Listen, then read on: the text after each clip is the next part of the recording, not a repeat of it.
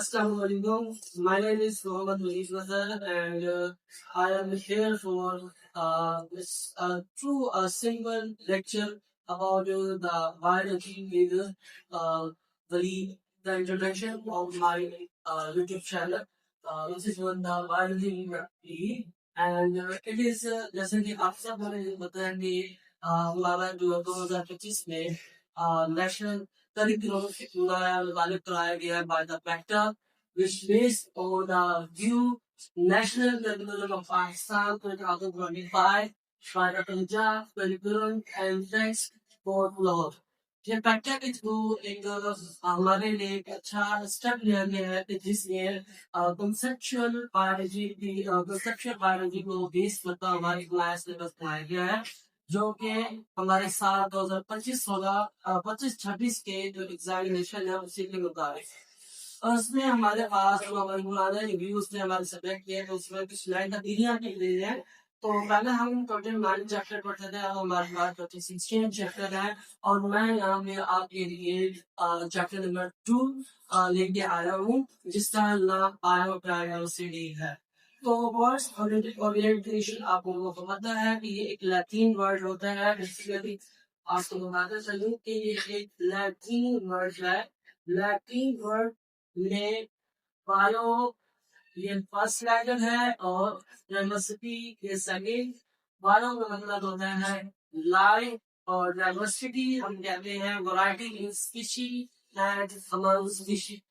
तो ये इसकी एक कॉमन सी डेफिनेशन है जो हम बेसिकली पढ़ते हुए आ रहे हैं लेवल 5 टू ऑनवर्ड्स। मैं आपके लिए या इस नए सिलेबस पे आपके लिए रिपोर्ट कंटेंट रखा हुआ है। इसमें सबसे पहले डेफिनेशन है बायोकेमिस्ट्री की और साथ ही क्लासिफिकेशन के हवाले से है।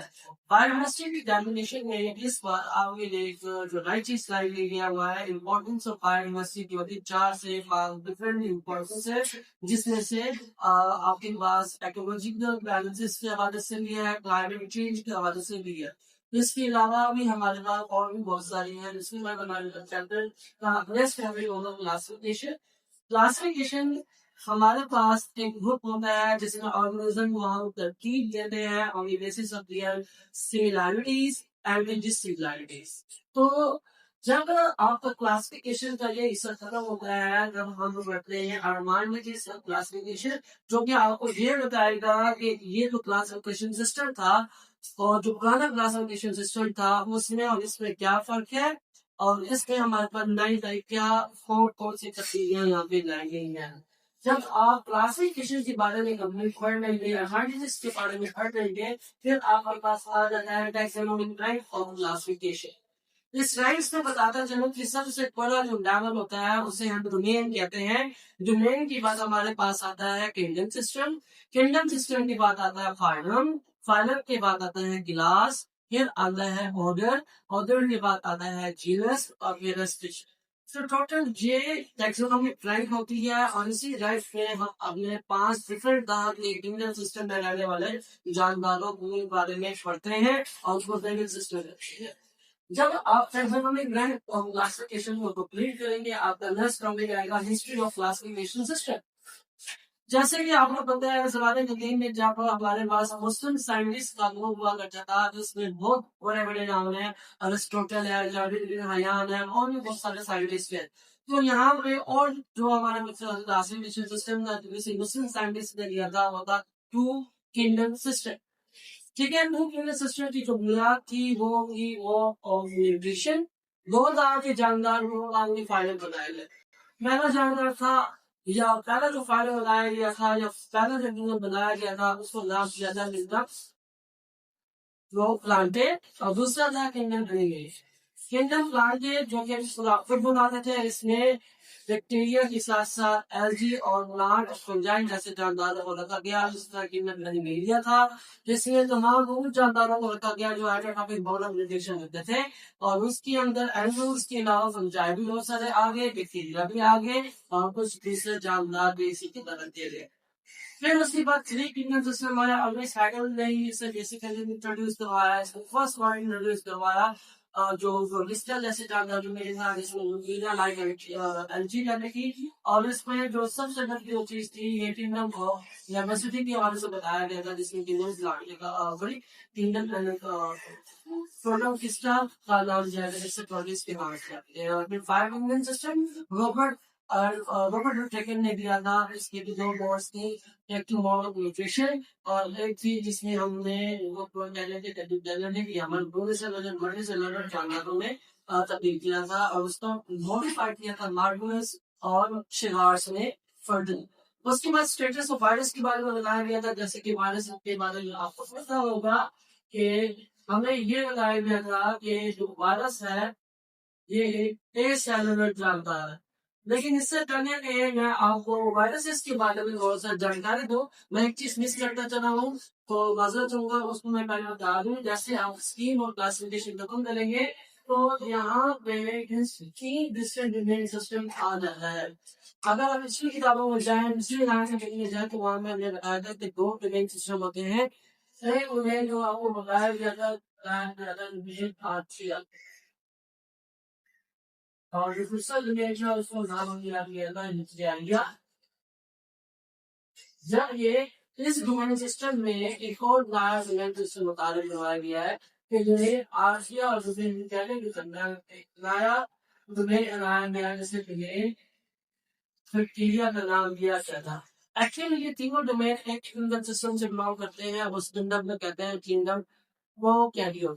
ठीक है, तो उसमें आगे बता दो आज क्या है, उसके आप प्रैक्टिस पढ़ेंगे और उसकी एग्जाम पढ़ेंगे, उसकी हैबिटेट्स के बारे में पढ़ेंगे, फिर थ्रू बैक्टीरिया के बारे में पढ़ेंगे और उसके बाद आप जाएंगे यूकेरिया में। जब आप यूकेरिया में जाएंगे तो आपके पास 4 महीने से जिसमें आपको बताते हैं आपका स्टार्ट होगा रोमिस्टा से, फिर उसके बाद आपका सेकंड फाइनल होगा केंद्र लाटे, थर्ड इम्यून सिस्टम होगा आपका संजाई और आखिरी किंगडम होगा आपका सेरेनिटी। आप हम चारों इम्यून सिस्टम की फर्दर तकलीफ के बारे में पढ़े थे कि इसके अंदर कौन कौन से ऑर्गेनिज्म और इनकी क्या क्या प्रॉब्लम जैसी होती है। फिर वायरसेस के अंदर आ जाते हैं। वायरसेस जैसे कि आप सब लोगों को होता है जिसकी वजह से कंसीडर किया जाता है ये बार में। और भी बहुत सारी चीजें इस वजह से एवाइडेड करने हैं, जैसे कि there is no distance about mode of nutrition. इसका कोई भी मोड ऑफ न्यूट्रिशन नहीं है और ये डिपेंड करता है होस्ट बॉडी के ऊपर। इसकी होस्ट बॉडी जो भी होगी इसके ऊपर जाएगा, उधर अपने डीएनए को होस्ट बॉडी के डीएनए के साथ मिलाएगा, उसकी बायो मशीनरी की तरह अटैक करेगा, फिर अपने जैसे जानकारी करेगा। फिर उसके बाद वायरसेस के अंदर जो बायोटिक वाला चीज है, जो उससे वायरसेस होता है, there is presence of nucleic acid और न्यूक्लिक एसिड की वजह से इसे कंसीडर किया जाता है एज अ लिविंग ऑर्गेनिज्म। लेकिन एक चीज की वजह से इसको हम लिविंग ऑर्गेनिज्म के अंदर कंसीडर नहीं कर सकते, जैसे कि लाइफ की डेफिनेशन आपको पढ़ी होगी, which show growth, which respire, which can reproduce organism. ये तीन बेसिक है, अगर ये नहीं है तो आप सीधा जानदार में तस्वुर किए जाते हैं, लेकिन इन तीनों में से कोई भी वायरस के अंदर नहीं होता। और आखिरी सिस्टम होता है बायोलॉजिकल नोमेनक्लेचर। जैसे कि आप सब लोगों को पता है कि बायोलॉजिकल नोमेनक्लेचर एक ऐसा मैटर है जिससे कि ऑर्गेनिज्म को एक स्पेसिफाइड नाम लेता है जिसके बेस पे कैप्सूल एट्रीब्यूट करेंगे। इसमें आप उसके रूल्स पढ़ेंगे और रूल्स के अलावा आप इसके एडवांटेजेस के बारे में पढ़ेंगे, सिग्निफिकेंस के बारे में पढ़ेंगे और यहाँ के आपका चैप्टर हो जाएगा फिलॉसफी। तो सब मैं आप सब लोगों को साथ साथ ये बताता चलूं कि ये हमारे पास इनिशियल वीडियो जो आप लोगों के लिए बनाई गई थी, इसमें फर्स्ट कॉन्टेक्ट बताया गया था, मतलब बताया गया था, जिसके बारे में मैंने अपने नेक्स्ट वीडियो में जो एक प्रॉपर लेक्चर सिस्टम होगा स्टूडेंट्स को बताना है और उनके बारे में डिस्क्रिप्शन लिखनी। तो अगर आप मेरे चैनल के साथ जुड़ना चाहते हैं तो आपसे गुजारिश है कि आप मेरे इस चैनल को लाइक करें, सब्सक्राइब करें और शेयर करें। आप लोगों का बहुत बहुत शुक्रिया। आपके इस तरह की इंटरेस्टिंग वीडियो मैं लाता रहूंगा और बहुत सारी आपके लिए नई नई जो इन्फॉर्मेशन होगी वो भी आपसे शेयर करता रहूंगा। तो उस वक्त के लिए जब तक मेरी ये सारी वीडियो नहीं आती आप कुछ इंतजार करें और बहुत जल्द आप लोगों से दोबारा मुलाकात होगी। बहुत बहुत शुक्रिया।